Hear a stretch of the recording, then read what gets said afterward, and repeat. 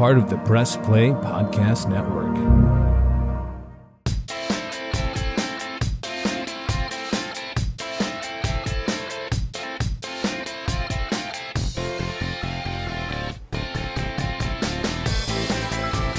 Hey, what's good, everyone? Thanks for stopping by on Sabol Brothers on the Baseline podcast, all part of the Press Play Podcast Network. I'm John Sabol.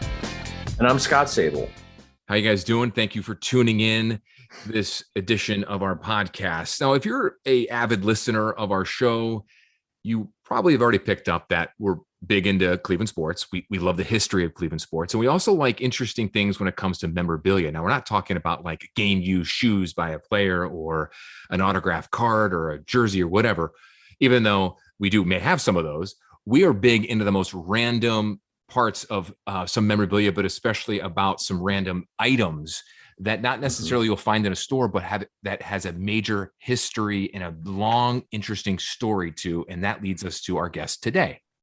Correct. And it all revolves around the old Richfield Coliseum. So what are we talking about specifically? Stay tuned, and we're going to have an interesting guest talking about that history right after this.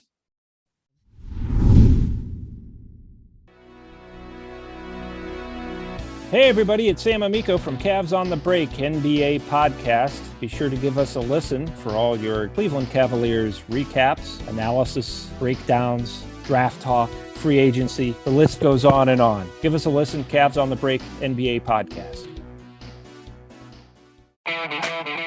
The R&R podcast going to be rocking and rolling with you because football season is underway. College, Ohio State, the Power Fives, the MAC, the Browns. Michael Regai, are you ready to rock and roll with some football?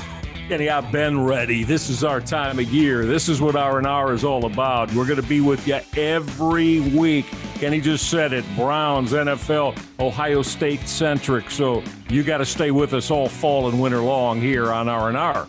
That's right. The Regai and Rhoda podcast coming to you here on the Press Play Podcast Network. Subscribe now and don't miss a show.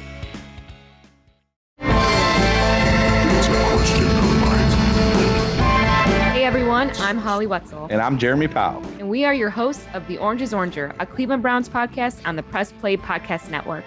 We give you all the dog pound coverage that you'll need each week to get you ready for kickoff and beyond. Don't miss our breakdowns of each week's matchups, game recaps, and any and all news out of Berea to feed your Browns appetite.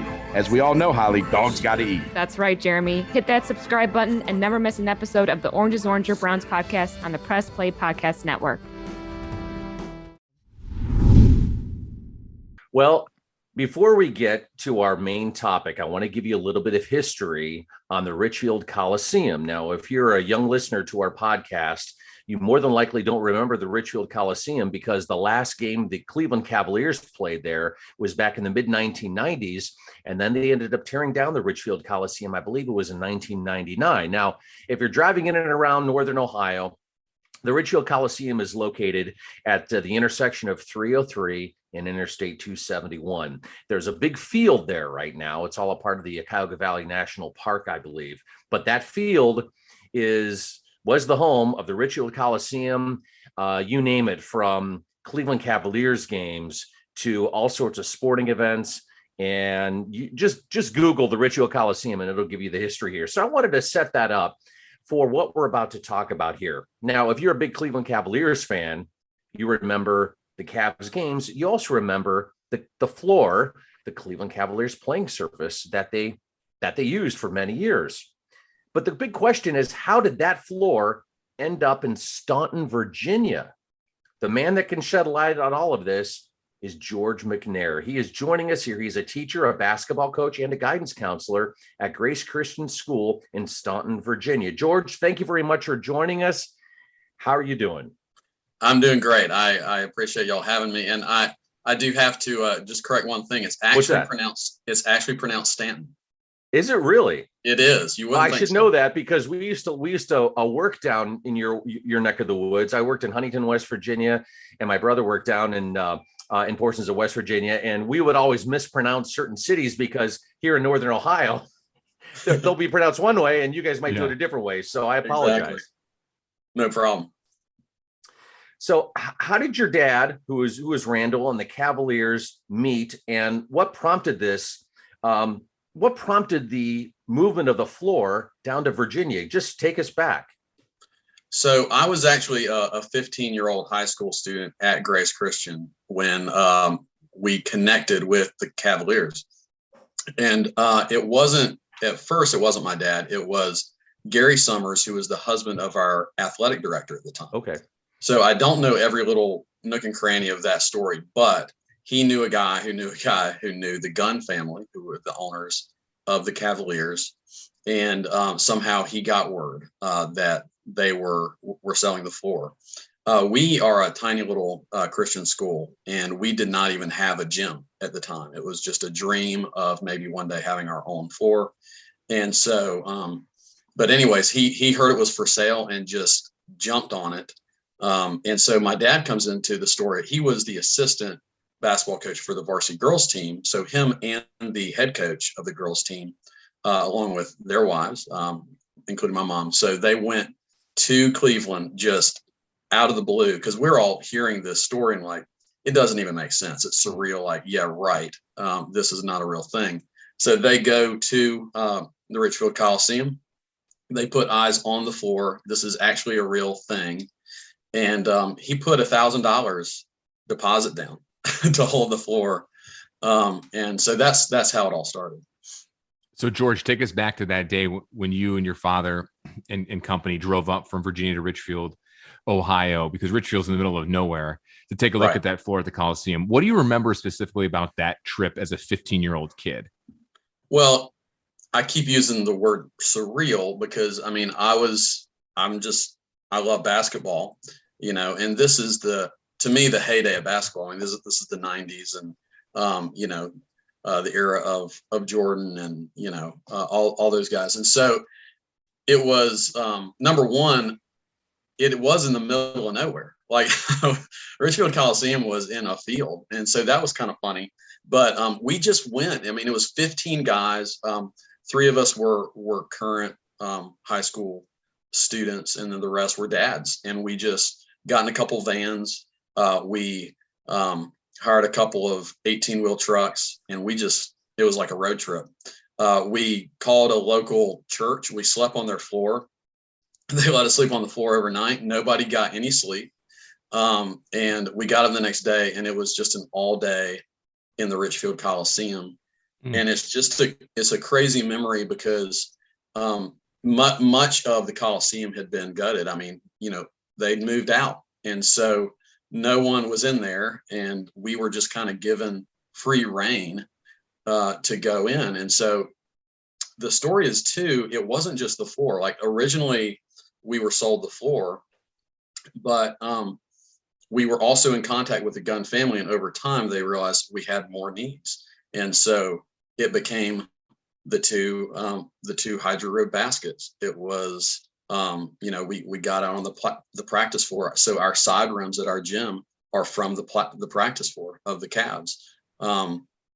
Even our sinks, the sinks in our bathroom are from the bathrooms of the Coliseum. So kidding. We were just, it was like a treasure hunt of what could you find, and what could you use. When you walked into the Coliseum, when you said it was gutted, were the seats in the stands still there, or were those gone too? There was actually another group in there who were taking the seats. That was the only thing they were taking. And then there were a few areas we were told were kind of off limits, or things we couldn't take, but pretty much everything else, they were like, if you can fit it in the trucks, you can have it. Wow. And the pictures that you emailed Scott earlier are tremendous of the kids playing on it. And when this podcast goes live and when we tweet it out and post it on Facebook and everything, we're going to use those pictures. So we appreciate you sending those to us. And I can't help but look in the background, and I can see the basketball goals, the original orange hoops with the blue padding and the NBA logo in the bottom left-hand corner of the glass of the backboard, which is just tremendous. I had no idea you got the sinks. That's awesome. Scott and I are kind of, we have a big passion for Cleveland sports and some odd random memorabilia. Like we both have a seat from one of the original stadiums in Cleveland, Municipal Stadium, where the Browns and Indians played. And just in the last 5 years, we both stumbled upon 2 Coliseum chairs, floor seats. Right. So I was just curious about the inside of what it looked like, because we attended many games there. Yeah, I mean, there's random stuff we got. So again, me and my buddy, 2 high school kids, are just walking around the Coliseum and like everywhere. Like we can go into the owner's box, and we took 2 of the owner's chairs. So fast forward 20 years, I'm the guidance counselor. I'm using those chairs as my office chairs. No way. Yeah, these blue like polyester chairs. But you know, it was stuff like that it was like, okay, we'll take these too, and we can use these. And one of your pictures, one of your pictures that you sent Scott, I see orange fold-up chairs along the baseline of the wall. Are those from the Coliseum or are those separate? Yeah, I should have included that. So yes, we got every orange chair. We use them to this day as our bench chairs. If we have like our homecoming night where we're packing out the whole place, we'll put those at the end of the floor, and we got like 200 of them, and wow. They're starting to fall apart a little bit, but most of them are in pretty good shape, and they're pretty comfortable chairs. Were those in the locker room? I think some of them were. Mm-hmm. Yeah, but I mean, you know, these are you just start thinking like, who's sat in this chair? Yeah, you know, that sort of thing goes through your mind a lot. Man, I know Scott. I could see Scott here on the Zoom call. He's grinning ear to ear. We just love these kind of stories with that. So, what was your first impression of the Coliseum, even though that it was gutted, and you getting the floor that all those greats, Jordan, Magic, Bird, not to mention all the countless Cavs greats played on it? What was your first impression of it? It was huge, you know, and I had never been to an NBA game at that point in my life. So it was just kind of, you're just taking it all in, and, you know, in your mind, you're imagining all the moments that have happened there. And, you know, like I said, I'm a huge basketball fan. So I was familiar with all the particularly great Cavs teams. I always liked Mark Price, and, you know, of course, the Jordan shot on Elo, which I, sorry to bring that up, Cavs fans, but, you know, but I know, I'm sorry. But, you know, still great NBA history happened there. And so that I was definitely aware of that. You mentioned Mark Price. See his jersey right here? I absolutely see his jersey. Yeah. So I got to mention this. So one thing we weren't allowed to take any jerseys. That was one thing we weren't allowed to take. But there were a few other things like warm-ups that some were available because they weren't personalized to a player, but the shorts had numbers scribbled in it. And I may or may not have some shorts with a number 25 on it. Wow. Yeah. That's great story. Well, Scott, you want to tell him when we had Mark Price on the podcast? Mark Price was our first guest, and I asked him if he had every single jersey and shorts that he had. And he has a lot of them still. So he's not missing those, right, Scott? No, definitely not. Yeah, well, and they, this is the day where the shorts were shorter, and I guess that style is coming back. But but they're long enough to fit me, and I'm 5'8", so it kind of works out. So if you don't mind me asking, what did the Cavs quote you for the price of the floor? Did you have an idea going in what they were asking, or was it you get up there and then they kind of spring this on you? So from what I've been told, the price was $26,000, which is probably a pretty good deal. Yeah. I don't know what it would go for today, but one thing I will say that I do know is, and this is from my dad, is that it got out in Cleveland, that the floor was being sold, and that was, I don't know if the price got out, but many people, as you can imagine, were kind of interested in buying that floor. And the Gunn family, to their credit, they honored their agreement with us. And it's been a major blessing. I mean, you imagine our little high school and how many games have been played, how many practices have been played by hundreds of kids over the years on that floor. It's continued to be in use, right, for its original purpose. Basketball games are played on that floor all the time. That's great. How did you manage to, again, from when you knew the floor was available to when you came up there, how much time had elapsed so you could organize, getting the trucks, getting all the people? How long did it take you to organize all that? I would imagine it wasn't a long time. No, I mean, this is a guess to me, but I would say weeks. I mean, very quickly we had to do it. We had to move.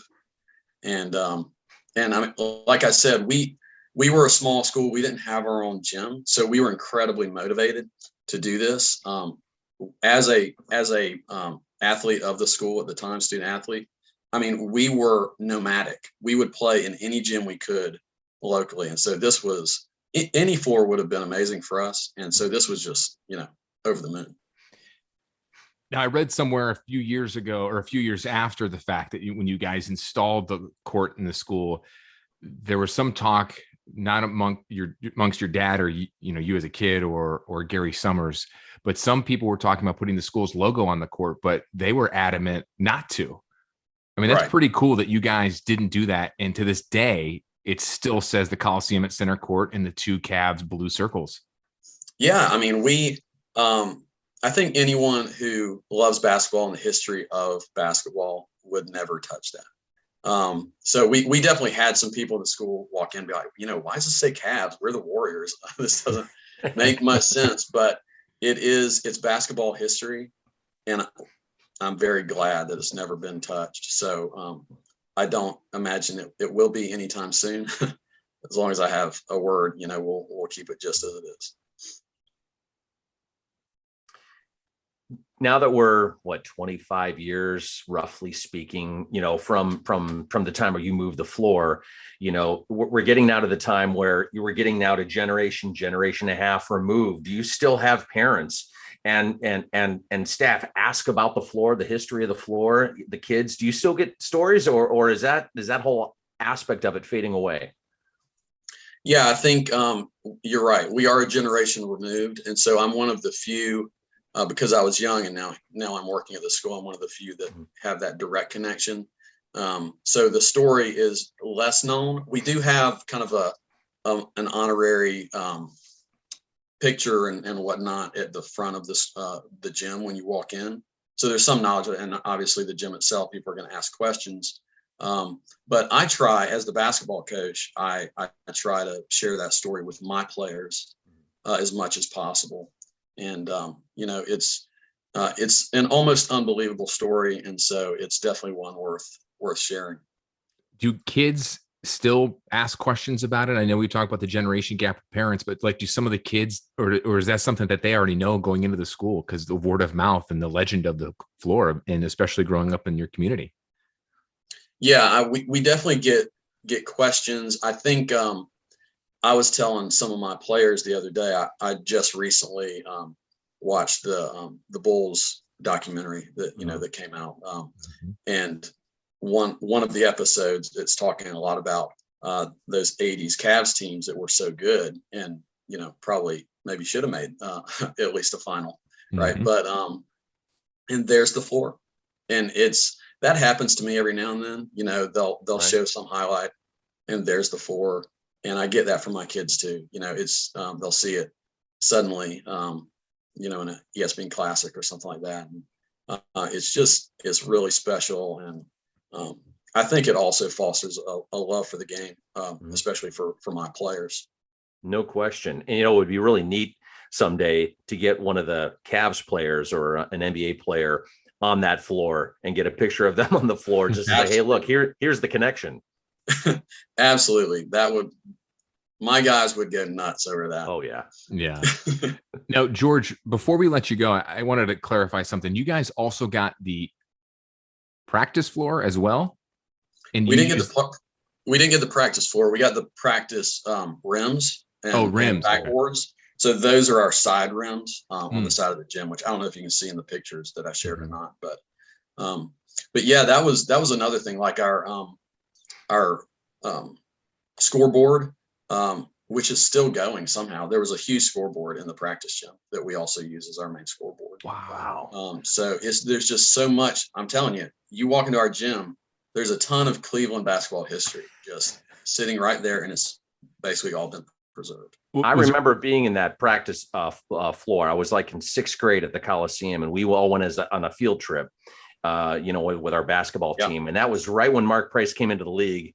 And, we're sitting there as 11, 12-year-old kids, and he's there shooting free throw, just making every one of them. And I remember that practice floor and the side rims. And that's cool that you guys have all that. That's really neat. Yeah, it is. It is. It's funny. I never got to actually go into that practice part of the Coliseum like Scott did when he was younger, but you can Google pictures of it. And we had former Cavs coach Mike Fratello on the podcast and recently, and he talked about coaching there, and he talked to coaching as a member of the Hawks and then as a member of the Cavaliers. And then when they moved into the arena downtown, and he would talk about that practice floor and the walls with all the asbestos sprayed on the side of it. Exactly. Yes. It was the weirdest place ever to play basketball. It had to be. Yeah. And it was actually, I believe, Scott, correct me if I'm wrong, wasn't it upstairs? I think so. It was in a weird spot. That sounds right. You wouldn't even know it's there. In fact, I think we almost basically just discovered it. Because again, we were walking in and we didn't have a lot of go here for this, go here for that. Sure. It was just find what you can. And that was a huge thing. And then we have to figure out, how do we get this gigantic scoreboard down? Yeah, right. Yeah, they probably said, if you want it, you got to get your own stuff and take it down. Exactly. And it still works to this day, George? It still works. I mean, we had to replace the bulbs, and I think probably an electrician had to, do some serious gutting to it, but it's still there. Wow. Anything else that you can remember that you haven't told us yet that you were able to grab before he left? Nothing major. I think we hit all the major things. Right. But I'll tell you this too, for those who don't know, that floor comes in sections. It's all in these panels. And so the installation, it took us 2 years to build the gym, and I'm waiting to play on it. And I got to play my senior year of high school on that floor. Very cool. But we installed it, and we're just a bunch of regular dudes. We've never done this before. And so it's like a puzzle piece, putting it together. Hopefully we're doing this right. And, we've never had a problem with it since. But I still remember that day of finally installing it. And then, this very clear memory of finally getting to play on it. Where did you store it during those 2 years? I think just in local storage. I don't know specifically, but I mean, it's set, and you can imagine the anticipation of having the floor, but not having the gym yet. I had to wait 2 long years. Do any of the kids or do anybody else when they play on it complain of any dead spots on it? You dribble and it balls. I was going to ask that. Yeah. I can tell you there are a couple dead spots on it, but it's still the most beautiful floor in our league. Scott, do you want to tell George about Mike Fratello's floor real quick? Oh, you mean, because he got a piece of a different floor, and he had, he had not a piece, but he had an area for his basement. Okay. And then he had a water leak, and then it all got damaged, and he had to throw it all out. Is that the story you were talking about, John? Yeah, and he had it under his pool table. And so apparently, George, there were 2 floors, unbeknownst to us. The one that you got, and they must have had a backup floor somewhere. Okay, which makes sense. And the practice floor, did the practice floor have, from what you remember, the same design when you walked in there as a kid as the one that you have, or was it more plain? I'm almost wondering if that had already been taken out because I don't remember it. Yeah. So either Fratello got either the backup floor or the practice floor that was the same one. Right. So he had it in his basement for years, and it was a big section, and it took over half his basement, and then water leak and ruined the pool table and ruined his floor. Oh man. So you have the holy grail of Cleveland sports basketball courts, if you will, still. Yeah. And we've had some, local people who are from the area find out about it. And it's like they take the pilgrimage to see it, and they're in awe. It's they want to just get down on their knees and touch it. Wow. Well, George, thank you so much for your time. Really appreciate it. I know you're busy with all of your, you're a teacher, you're a counselor, and then you have basketball practice. And then I know this is probably the last thing you want to do on in the middle of the week, but thank you so much. We really wanted to get this story and hear it from you guys. And we want to wish you guys the best of luck and happy holidays and certainly a prosperous new year. Well, I appreciate it, guys. Merry Christmas. It was fun. Thanks so much, George. Thanks a lot.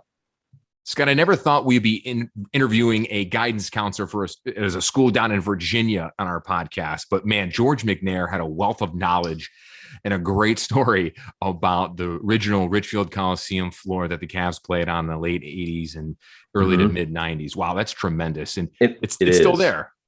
It's still there. And it's been 25 years. And what I found fascinating is that not only do they have the floor, but they have the goals.